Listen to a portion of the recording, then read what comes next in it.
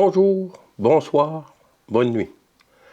Le grand dévoilement, partie 5, le temple et les deux témoins. Voici la 25e vidéo, c'est la bonne cette fois-ci, de la chaîne YouTube Vivre avec le Créateur ou la vie d'Amour. Les passages de la Bible sont comme à l'habitude tirés de la version Louis II 1910. Aujourd'hui, avant de continuer dans notre cheminement, j'aimerais remercier le Seigneur pour tous ces ouvriers contemporains et ceux du passé qui, au fil des siècles, ont obéi à l'encouragement du Christ Jésus lui-même lorsqu'il prononça ces paroles rapportées dans deux évangiles. Matthieu 7, versets 7 et 8 nous dit « Demandez et l'on vous donnera, cherchez et vous trouverez, frappez et l'on vous ouvrira. Car quiconque demande reçoit, celui qui cherche trouve et l'on ouvre à celui qui frappe. » Luc 11, 9, 10 nous dit « Et moi je vous dis, demandez et l'on vous donnera, cherchez et vous trouverez, frappez et l'on vous ouvrira. Car quiconque demande reçoit et celui qui cherche trouve et l'on ouvre à celui qui frappe. » Remarquez qu'il n'y a aucune promesse ici à celui qui cherche qu'il va trouver du premier coup. Voilà ce qui explique les différentes interprétations bibliques des prophéties qui sont présentes dans la Bible. Même que cela explique aussi le fait que certains enseignants peuvent avoir changé leur interprétation au cours de leur ministère à la lumière d'une révélation plus profonde ou à la suite des événements qui se déroulent au cours de sa vie terrestre. En enfer, on sait tous, ceux qui sont depuis un certain temps dans le Seigneur, on sait tous que notre compréhension de ce que la parole de Dieu dit lorsqu'on vient à lui est celle d'un enfant. Et au fil de l'étude, au fil de notre apprentissage, on se rend compte qu'il y a plus que ce que la surface nous révèle au départ. Bien que la surface est essentielle, c'est se repentir, accepter le salut en Jésus, le Christ, le Créateur, échanger notre vie avec lui. À partir de ce moment-là, la compréhension plus profonde de la parole du Seigneur, la parole de Dieu, la Bible, est accessible. Avant ça, tant que tu ne reçois pas l'Esprit Saint en toi qui peut t'enseigner, ta compréhension restera toujours limitée. Ça explique aussi pourquoi bien des docteurs, des philosophes qui connaissent la Bible à fond, mais qui ne connaissent pas l'auteur de la Bible, le Créateur lui-même, Jésus le Christ, le Père bien-aimant. Ces gens-là ont une connaissance intellectuelle et profonde, intellectuellement de la Bible, mais ils ne connaissent pas sa vraie signification et tant aussi longtemps qu'ils ne rencontrent pas l'auteur lui-même. Parce que Christ est vivant. Christ est ressuscité.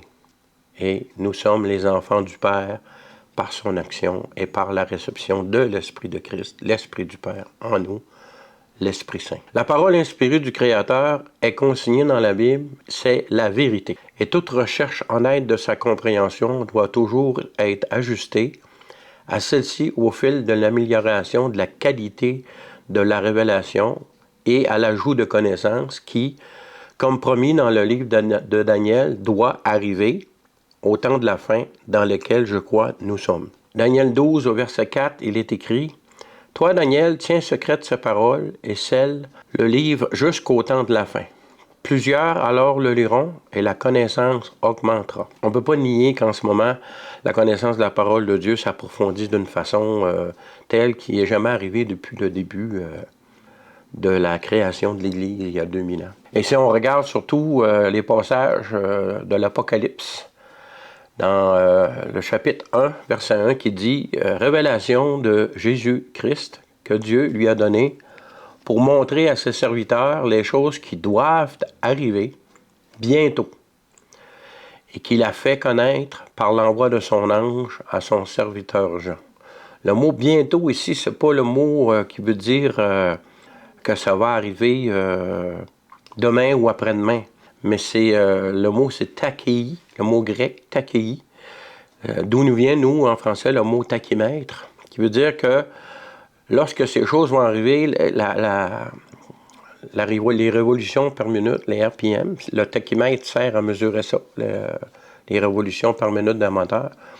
Ça veut dire que quand ça va commencer à arriver, ça va arriver assez rapidement. Au verset 2, il est écrit « Lequel a attesté la parole de Dieu et le témoignage de Jésus-Christ, tout ce qu'il a vu. » Ici, c'est Jean qui confirme. Verset 3 nous dit « Heureux celui qui lit et ceux qui entendent les paroles de la prophétie et qui gardent les choses qui y sont écrites, car le temps est proche. » Dans Apocalypse chapitre 22, on peut relire au verset 7 cette promesse.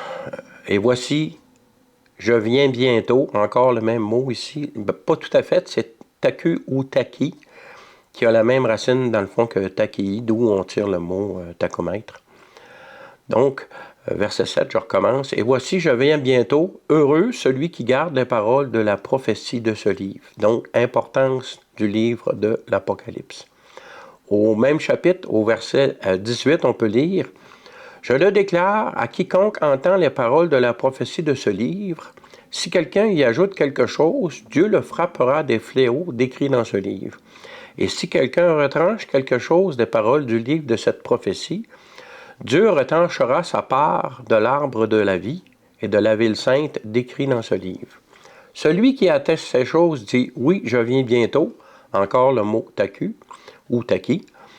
Amen, viens Seigneur Jésus, que la grâce du Seigneur Jésus soit avec tous. Ces encouragements nous montrent l'importance de la parole de Dieu, spécialement du livre de l'Apocalypse pour les derniers temps. Il nous avertit aussi de ne pas ajouter et de ne pas soustraire.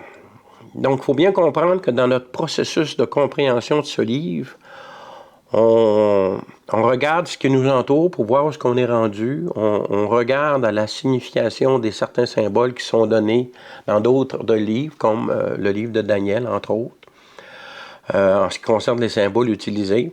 On essaie de comprendre, mais il faut toujours se souvenir et être aux aguets pour ça. Lorsqu'une révélation plus profonde de la parole de Dieu, pas une nouvelle révélation, mais une révélation plus profonde de la parole de Dieu, nous vient, il faut vraiment ajuster notre compréhension à ce que la Bible dit. Parce que la parole de Dieu est la vérité et notre compréhension est subordonnée à cette vérité.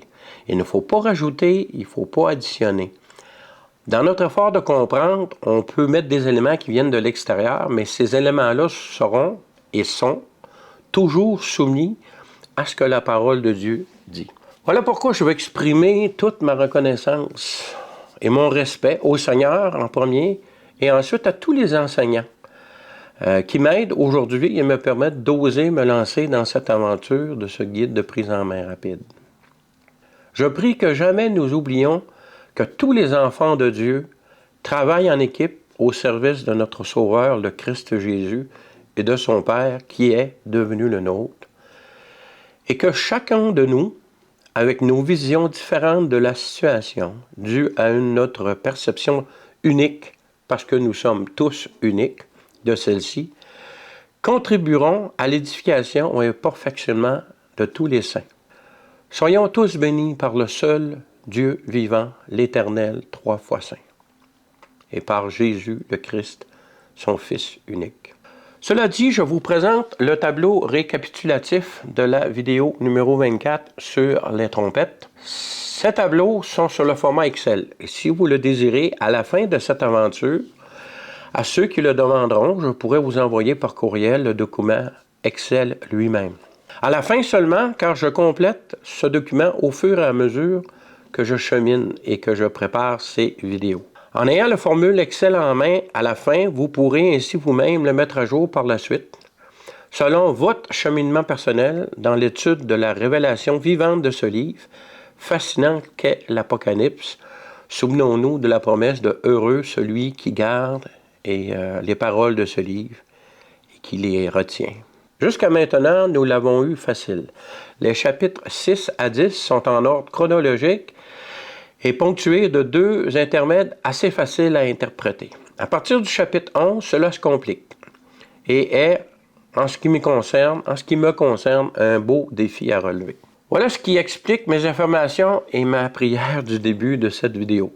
Je suis pleinement conscient de mon incapacité humaine de définir correctement qu'est-ce que la parole de Dieu nous enseigne, nous révèle dans ce livre. Par contre, avec l'aide de l'Esprit de Dieu, qui a été promis à cet effet, cette compréhension est possible, et avec l'aide aussi de tous les enseignants qui ont étudié ce livre par le passé. Lorsque j'ai donné ma vie au Seigneur, lorsque j'ai échangé, il y a eu un enseignant qui m'a aidé beaucoup, parce que justement, il a traité du sujet de l'Apocalypse. C'était sur cassette à l'époque. On parle de Mario Massicotte. Au Québec, c'est un enseignant reconnu. Mais comme tous les enseignants, inclus moi-même là en ce moment, parce que je considère que j'enseigne la parole, en accord avec la volonté de Dieu, je crois. Mais on se doit être un et toujours admettre que la révélation va être partagée entre les frères et les sœurs afin de nous garder dans l'humilité. Donc, il faut toujours être à l'écoute de ce que les autres ont à dire.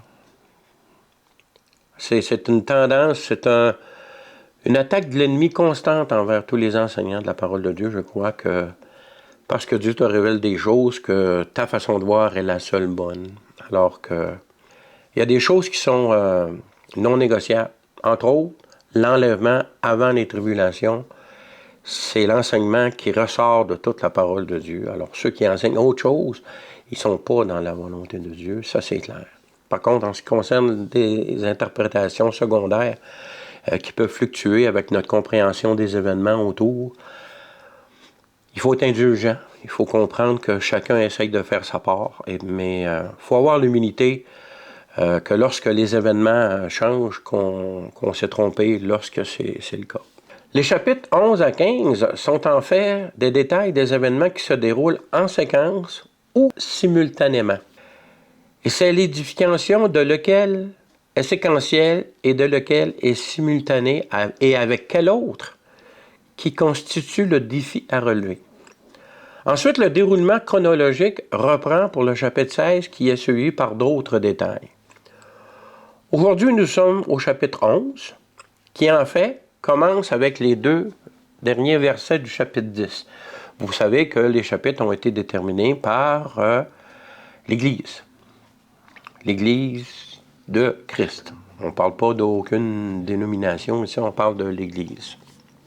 Les pères de l'Église, lorsqu'ils ont découvert le canon, ont mis le canon ensemble, et par la suite, pour aider à son étude, il y a eu la création des versets et des chapitres, des livres, des chapitres. Mais les livres étaient déjà à part. Donc, pour bien comprendre le chapitre 11, il faut en réalité commencer à lire le texte à partir du verset 10 du chapitre 10. En effet, il y a une continuité ici dans ce que Jean doit faire. Apocalypse 10, 10 nous dit « Je pris le petit livre de la main de l'ange et je l'avalai. Il fut dans ma bouche doux comme du miel, mais quand je l'eus avalé, mes entrailles furent remplies d'amertume. Puis on me dit, il faut que tu prophétises de nouveau sur beaucoup de peuples, de nations, de langues et de rois. On me donna, chapitre 11, on me donna un roseau, donc il y a une suite logique ici. On me donna un roseau semblable à une verge en disant, lève-toi, mesure le temple de Dieu, l'autel et ceux qui y adorent. Mais le parvis extérieur du temple, laisse-le en dehors et ne le mesure pas, car il a été donné aux nations, et elles fouleront au pied la ville sainte pendant 42 mois. Je donnerai à mes 2 témoins le pouvoir de prophétiser, revêtus de sacs, pendant 1260 jours. Ce sont les 2 oliviers, les 2 chandeliers qui se tiennent devant le Seigneur de la terre. Si quelqu'un veut leur faire du mal, du feu sort de leur bouche et dévore leur ennemi. Et si quelqu'un veut leur faire du mal, il faut qu'ils soient tués de cette manière. Ils ont le pouvoir de fermer le ciel afin qu'il ne tombe point de pluie pendant les jours de leur prophétie. Et ils ont le pouvoir de changer les eaux en sang et de frapper la terre de toute espèce de plaie chaque fois qu'ils le voudront. Quand ils auront achevé leur témoignage, la bête qui monte de l'abîme leur fera la guerre, les vaincra et les tuera. Ces 2 témoins font sujet de beaucoup de discussions. Certains disent que c'est Moïse et Élie parce que les miracles qui sont stipulés ici s'apparentent aux miracles que Moïse et Élie ont été témoins pendant leur vie. Cette compréhension, bien que justifiée, n'est pas basée sur quelque chose de solide. Les miracles sont faits par Dieu, donc n'importe quelle personne appelée par Dieu en obéissance à sa parole peuvent accomplir certains de ces miracles-là. Ce n'est pas les personnes, en réalité, qui les accomplissent, c'est Dieu lui-même. Tout ce que la personne a besoin de faire, c'est d'obéir. Beaucoup de gens disent que c'est Moïse et Élie à cause de ça. Et beaucoup d'autres disent que c'est Enoch et Élie parce que ces deux personnes ont été enlevées, ils ne sont pas mortes. Ce qui est logique aussi. On sait que Élie revient tout le temps, donc il y a beaucoup de chances que ce soit Élie. Mais en ce qui concerne l'autre, personnellement, je crois que c'est Enoch. Toujours avec la pensée du témoignage contre l'iniquité. Alors, Enoch a vécu dans le monde avant le déluge et Élie a vécu dans le monde après le déluge. Donc, ce serait deux témoins des deux mondes qui ont amené la condamnation, le jugement sur l'humanité. Un qui est déjà accompli, le déluge, et celui qui s'en vient par le feu, que le livre de l'Apocalypse nous décrit justement comment cela se termine. Mais ce n'est pas l'importance du sujet ici. Ça peut être même deux personnes qu'on ne connaît pas du tout. Dieu fait des miracles, les personnes ont besoin d'obéir, c'est tout. Retournons à notre développement du livre de l'Apocalypse. Nous avons supposé que dans l'entente de ce temps conclu entre les nations et Israël, dans des vidéos précédentes, sous la supervision du grand leader charismatique, incluait la provision pour la construction d'un nouveau temple à Jérusalem. Dans ce chapitre, on voit que Jean y a donné une verge pour mesurer le temple, puis tout de suite après, les deux témoins sont introduits. Donc, on peut facilement croire que le témoignage de deux témoins est directement relié à l'existence du temple. Et on parle aussi des mois, des 42 mois et des 1260 jours, qui est 3 ans et demi. Donc, le temps de construire, le témoignage de deux témoins devrait durer les premiers 3 ans et demi de cette entente. C'est pourquoi que je me pose la question suivante. Est-ce que la dernière semaine de cette année dans le livre de Daniel, des 70 semaines de 7 ans, commence vraiment la signature de l'entente ou seulement lorsque le temple sera rebâti? Daniel 9, versets 24 à 27 nous disent « 70 semaines ont été fixées, on sait que c'est 70 semaines de 7 ans, chaque semaine représente 7 ans, ont été fixées sur ton peuple et sur ta ville sainte pour faire cesser les transgressions, ce que nous, on appelle, et mettre fin au péché, ce qu'on appelle le mystère de l'iniquité, pour expier l'iniquité et amener la justice éternelle, pour sceller la vision et le prophète, et pour oindre le saint des saints. » On sait ici qu'on parle de Jésus, le prophète ultime, notre grand sacrificateur éternel, selon l'ordre de Melchisédek, qui est un autre enseignement à partir du livre d'Hébreux qu'on peut faire. Verset 25, il dit « Sache-le donc et comprends. Depuis le moment où la parole a été annoncée que Jérusalem sera rebâtie, jusqu'à loin au conducteur, il y a 7 semaines. » Donc, à partir du moment que l'ordre aura été donné par le roi de Babylone de rebâtir Jérusalem, et non pas le temple, parce qu'il y a eu plusieurs décrets qui ont été faits pour rebâtir le temple, pour restaurer le temple, mais il y en a un seul qui a été donné pour rebâtir Jérusalem et ses murs, et c'est à partir de ce temps-là qu'il faut compter. Il y a 7 semaines, donc on peut dire que 7 ans, et 62 semaines par la suite. Donc, 7 semaines, on parle 7 ans, 7 fois 7 ans, donc 49 années pour rebâtir Jérusalem. Et qu'ensuite, il va y avoir 62 semaines. Les places et les fossés seront rétablis, mais en des temps fâcheux. Bon, on sait que l'histoire d'Israël n'est pas simple, puis c'est passé beaucoup de choses. Mais pour ceux qui sont spécialistes à ce sujet-là, ils calculent les jours et puis sont capables d'arriver exactement à une année près où Jésus, le Christ, a été crucifié. C'est ce qui nous dit le verset 26 ici. Après les 62 semaines, un oint sera retranché. Il n'y aura pas de successeur. Le peuple d'un chef qui viendra détruira la ville et le sanctuaire, et sa fin arrivera comme par une inondation. Il est arrêté par les dévastations dureront jusqu'au terme de la guerre. On parle ici de 70 après Jésus le Christ, où Jérusalem a été détruit par l'Empire romain qui, ce que plusieurs enseignants de la Bible, ce que je crois personnellement aussi, il va y avoir une nouvelle forme de l'Empire romain qui va se reformer lors de la fin des temps, qui va joindre, qui va être dirigé par le grand leader charismatique. Le verset 27, c'est ce qui nous concerne ici en ce qui concerne c'est ce qui nous intéresse ici en ce qui concerne cette dernière semaine. Il fera une solide alliance, donc ce grand leader, avec plusieurs pour une semaine. Notez que l'alliance est entre les nations et Israël, mais sous la supervision du grand leader charismatique. Durant la moitié de la semaine, donc après 3 ans et demi de l'entente, il fera cesser le sacrifice et l'offrande. Le dévastateur commettra les choses les plus abominables jusqu'à ce que la ruine et ce qui a été résolu fondent sur le dévastateur. On sait que sa fin est déterminée. Plusieurs autres passages et enseignements de la parole nous le montrent. Donc, pour revenir à notre question qu'on s'est posée, en effet, ici au Québec, lorsqu'on signe un bail de location, nous pouvons le signer au mois de janvier pour qu'il soit effectif seulement à partir du 1er juillet. Au moment lorsque nous commençons à utiliser les locaux identifiés dans le bail.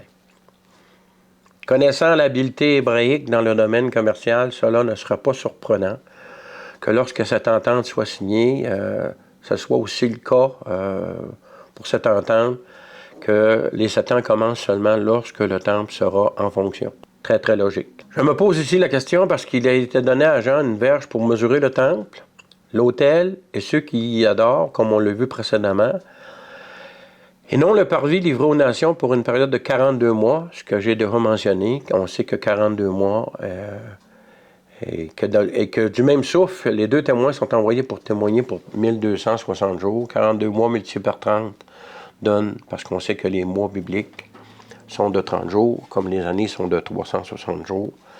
Donc, 42 fois 30 donne 1260, que 3 et demi multiplié par 360, une année biblique nous donne 1260 jours.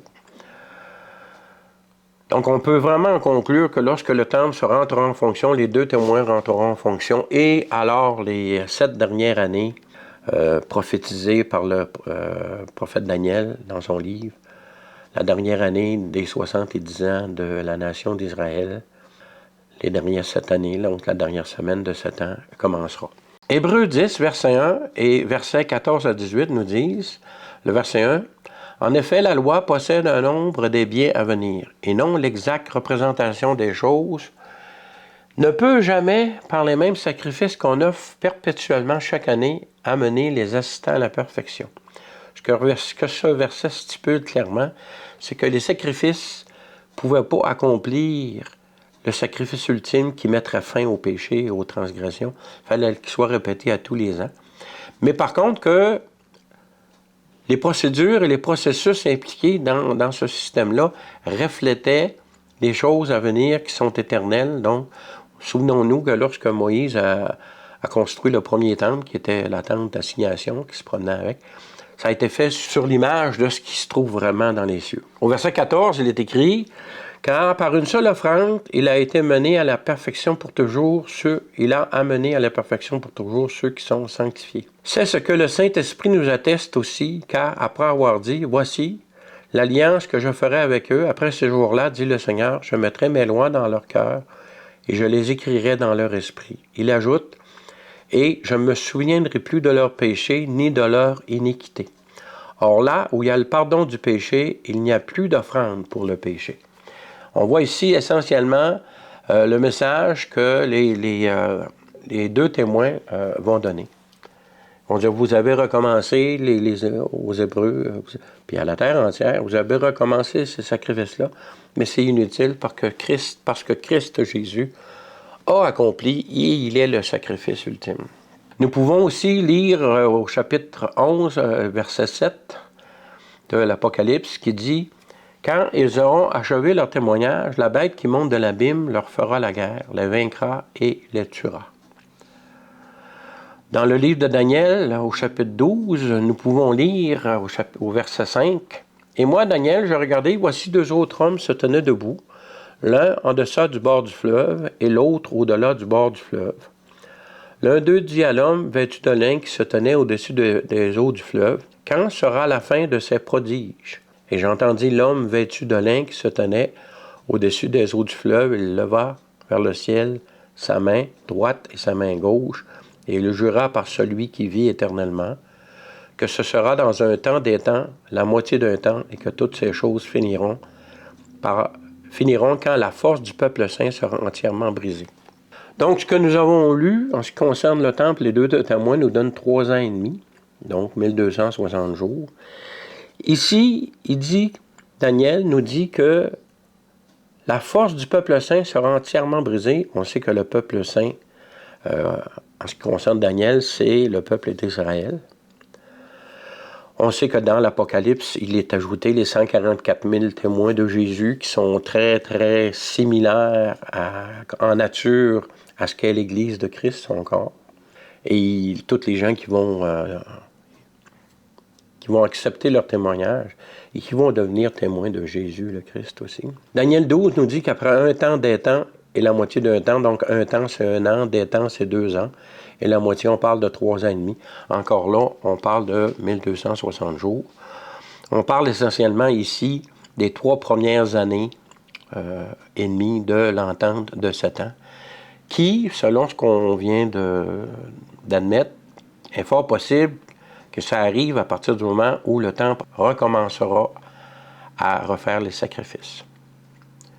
Donc, on établit clairement ici que les 3 premières années, le peuple d'Israël sur terre, pendant le temps de l'Apocalypse, décrit dans le livre d'Apocalypse, auront un temple reconstruit, les sacrifices reprendront, les 144 000 témoigneront de la véracité du Messie, le Christ Jésus, que beaucoup de gens vont le suivre, que les 2 témoins annonceront à toute la terre entière que c'est tout à fait inutile. Il va y avoir les trompettes qui vont se dérouler pendant ce temps-là. Beaucoup d'événements qui arrivent en même temps. Mais il reste que Israël, le peuple est là et n'a pas encore reconnu que Christ est vraiment le Messie qu'ils ont attendu et qu'il est venu. Pendant ces 3 premières années-là, c'est vraiment un bloc où la parole de Dieu sera répandue sur toute la terre, où le peuple juif sera de plus en plus haï par les nations. Les 2 témoins vont être haïs par les nations aussi parce qu'ils vont leur dire la vérité à tous, que personne ne va aimer ça. C'est pour ça qu'on peut lire à partir du verset 7, ce qui est écrit du chapitre 11 d'Apocalypse. « Quand ils auront achevé leur témoignage, la bête qui monte de l'abîme leur fera la guerre, les vaincra et les tuera. Et leurs cadavres, verset 8, seront sur la place de la grande ville, qui est appelée, dans un sens spirituel, Sodome et Égypte, la même où leur Seigneur a été crucifié. On identifie ici la ville de Jérusalem. C'est sur la grande place. Les hommes d'entre les peuples, des tribus, les langues et les nations verront leurs cadavres pendant 3 jours et demi. Ils ne permettront pas que leurs cadavres soient mis dans un sépulcre. Et à cause d'eux, les habitants de la terre se réjouiront. À cause de leur mort, les habitants de la terre se réjouiront et seront dans l'allégresse. Ils s'enverront des présents les uns aux autres parce que ces 2 prophètes ont tourmenté les habitants de la terre. Après 3 jours et demi, un esprit venant de Dieu entra en eux et ils se tinrent sur leurs pieds et une grande crainte s'empara de ceux qui les voyaient. Et ils entendirent du ciel une voix qui leur disait « Montez ici » et ils montèrent au ciel dans la nuée. Et leurs ennemis les virent. À cette heure-là, il y eut un tremblement de terre. Le 10e de la partie de la ville tomba. 7000 hommes furent tués dans ce tremblement de terre. Encore des morts qui s'ajoutent à ce qu'on a vu dans la vidéo précédente, là, au tiers et au quart, puis en plus au tiers. On a vu que c'était beaucoup, beaucoup plus, la moitié et plus de la population terrestre. En plus des autres morts qui sont stipulés ailleurs qu'on peut rajouter à ce nombre. Par contre, la bonne nouvelle, c'est que dans beaucoup de ces morts, plusieurs vont directement dans la présence du Seigneur parce qu'ils ont accepté le témoignage de ceux qui glorifiaient le nom de Jésus-Christ et qu'ils sont devenus eux-mêmes enfants de Dieu en acceptant d'échanger leur vie avec le Christ Jésus. Ça les a probablement menés à la mort. On a vu les 2 grandes foules, une sous l'autel, une devant l'autel sur la mer de cristal. Ben, gloire à Dieu. Il y a beaucoup de morts, beaucoup de gens qui vont finir loin de Dieu pour l'éternité, mais beaucoup qui vont accepter d'où cette grande moisson dont on a eu une discussion dans une vidéo précédente. Donc, verset 13, à cette heure-là, il y eut un grand tremblement de terre et le dixième de la ville tomba. 7000 hommes furent tués par ce tremblement de terre et les autres furent effrayés et donnèrent gloire à Dieu du ciel, au Dieu du ciel. Le second malheur est passé, voici le troisième malheur vient bientôt. Nous pouvons lire aussi dans Daniel 12, « J'ai entendu, mais je ne compris pas, je dis, mon Seigneur, quelle sera l'issue de ces choses ?» après le passage qu'on a lu précédemment, où ce qu'on identifiait clairement 3 ans et demi, jusqu'au moment où la force du peuple de Dieu va être brisée. Au verset 9 de Daniel 12, il répondit, « Va, Daniel, car ces paroles sont tenues secrètes et scellées jusqu'au temps de la fin. Plusieurs seront purifiés, blanchis et épurés, les méchants feront le mal, et aucun des méchants ne comprendra. Mais ceux qui auront de l'intelligence comprendront. » C'est essentiellement ce que je viens de décrire, les morts, ceux qui vont se ramasser sous l'autel. Il y en a d'autres qui vont se ramasser loin de Dieu pour l'éternité. Au verset 11, Daniel continue. « Depuis le temps où cessera le sacrifice perpétuel et où sera dressée l'abomination du dévastateur, il y aura 1290 jours. » 1290 jours, c'est 1260 jours des 3 ans et demi plus 30 jours. On va voir ce que ce 30 jours peut servir plus tard, j'espère. Mais on comprend ici que dans le début du chapitre de Daniel, au chapitre 12, on parle des 3 ans et demi où ce que le peuple de Dieu, après ces 3 ans et demi-là, le peuple de Dieu va prendre sa force. Puis ici, on voit que c'est les derniers 3 ans et demi où l'abomination arrête le sacrifice. Et même s'assied sur le temple, dans le temple de Dieu, se déclare Dieu, qui est écrit ailleurs dans la parole de Dieu. Fait qu'on voit ici clairement que les 7 années de l'entente, ils sont clairement divisés en 2 parties égales. Malgré qu'ici, on parle de 30 jours de plus pour la deuxième partie, c'est parce qu'il va sûrement avoir des événements qui vont se produire pendant ces 30 jours-là. C'est ce que j'espère découvrir au fil des recherches que je fais pour l'étude de ce livre, qui est une prise en main rapide, souvenez-vous, et non pas en détail. Mais il faut avoir une bonne compréhension. Puis si la compréhension de l'enseignement d'aujourd'hui, c'est qu'il y a clairement 3 ans et demi où ce que les Juifs vont être chez eux, où ce que le temple va être en fonction, où ce que les 2 témoins vont leur dire que c'est inutile, où ce que les 144 000 vont répandre la parole de Christ, et ce qu'il va y avoir des convertis, il va y avoir des massacres, il va y avoir jusqu'à ces 3 ans et demi-là, où ce que le dévastateur, qu'on peut facilement assimiler au grand leader charismatique dont je parle depuis le début, fera cesser le sacrifice, où ce que le peuple de Dieu, sa force doit être complètement détruite. Et commencera les 3 dernières années et demie des 7 ans de cette fameuse entente, donc de la dernière semaine de 7 ans, stipulée dans le chapitre 9 du livre de Daniel. Donc on a ici clairement.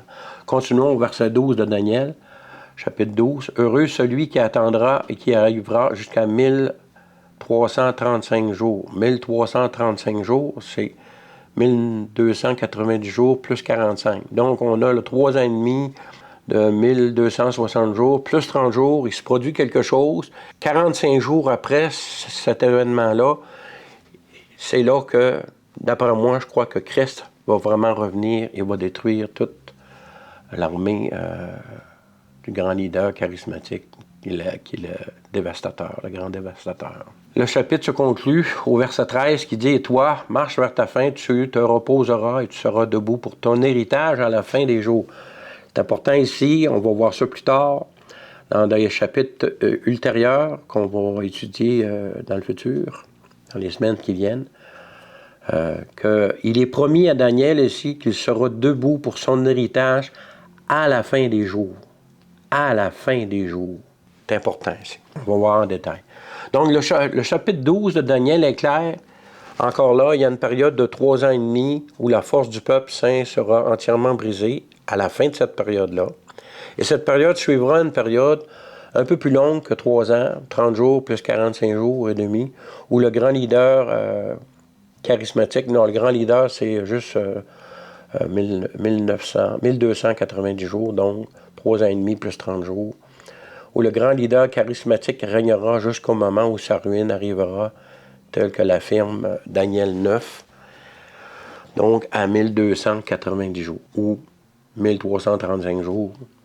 En tout cas, j'espère que ça sera plus clair lorsqu'on sera rendu là. Mais ce qui est clair ici, c'est qu'il y a 7 ans divisé en 3 ans et demi, plus quelques jours pour la deuxième partie. Le verset 27 de Daniel 9, « Il fera une solide alliance avec plusieurs pour une semaine, et durant la moitié de la semaine, il fera cesser le sacrifice et l'offrande.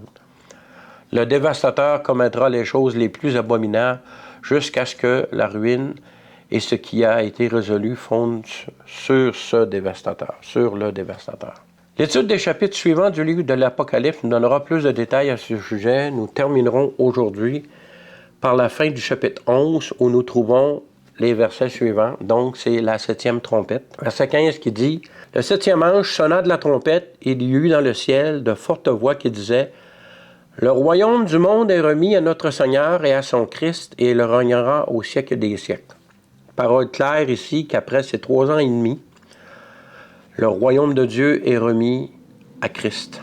Les 24 vieillards, au verset 16, qui étaient assis devant Dieu sur le trône, se prosternèrent sur leur face et ils adorèrent Dieu, en disant « Nous te rendons grâce, Seigneur Dieu Tout-Puissant, qui est, qui était, de ce que, car tu as saisi ta grande puissance et as pris possession de ton règne.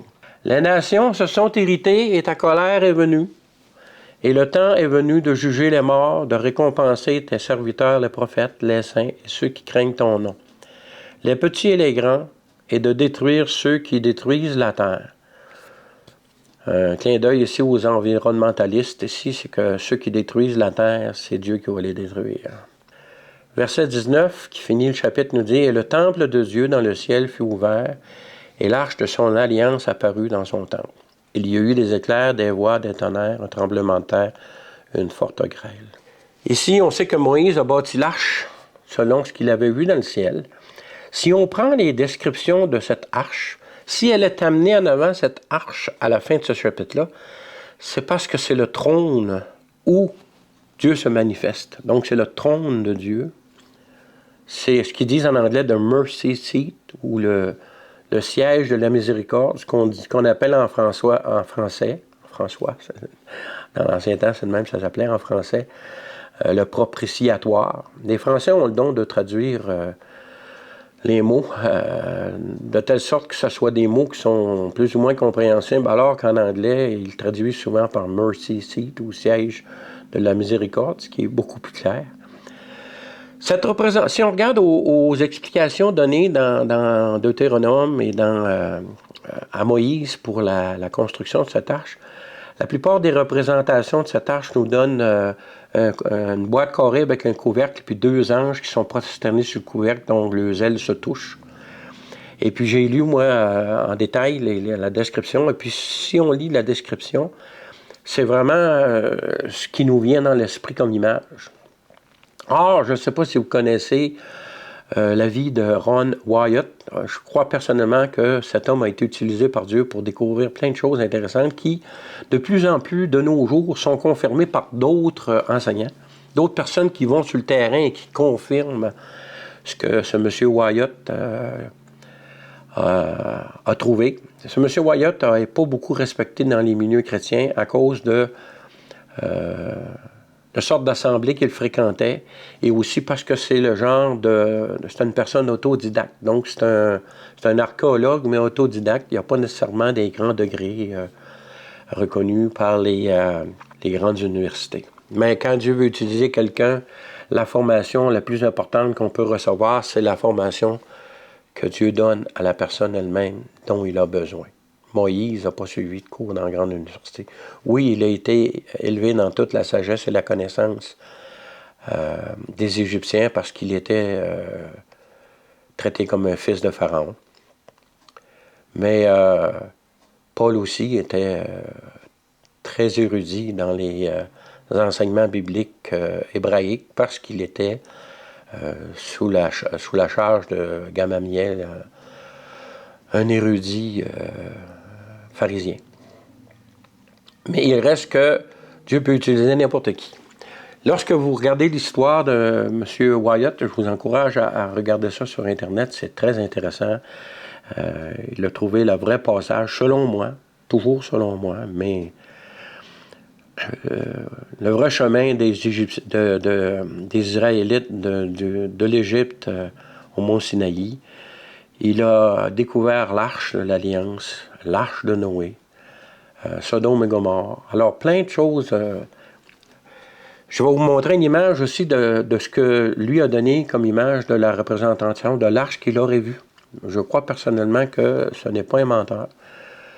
Qu'à la fin de sa vie, il a été influencé justement par la religion qu'il fréquentait, mais il reste que je crois que vraiment Dieu a utilisé cet homme pour révéler des choses qui sont confirmées par d'autres enfants de Dieu en ce moment, avec des recherches qui vont dans le même sens. La représentation de l'arche qu'il donne, on la voit sur l'image que je vous donne. Il y a deux images, une complète, le couvercle sur la boîte, et l'autre, c'est le couvercle qui est en haut de la boîte. Ce couvercle est fait complètement en or. Si on regarde la description de l'arche dans la parole de Dieu, c'est pas l'image qu'on se fait. Alors que l'image que M. Wyatt a donnée de l'arche, c'est vraiment l'image d'un siège. Et le propréciatoire, même selon les dires de M. Wyatt, personnellement, je crois que c'est vrai, là. L'arche serait située où la croix était et le sang de Jésus aurait été jusqu'à aller sur le propréciatoire, ce qui scellerait finalement l'ancienne alliance une fois pour toutes. Mais mon argument c'est que pourquoi ce monsieur aurait amené cette image-là s'il ne l'aurait pas vue pour de vrai, alors que les descriptions bibliques ne nous amènent pas à une image mentale comme celle-ci, alors que celle-ci a vraiment une image d'un siège. Alors, je vous laisse réfléchir là-dessus. Ça vous fait des vidéos à aller voir sur Internet, si la chose vous intéresse. Sur ça, je vous dis, soyez bénis. À la prochaine, si Dieu le veut.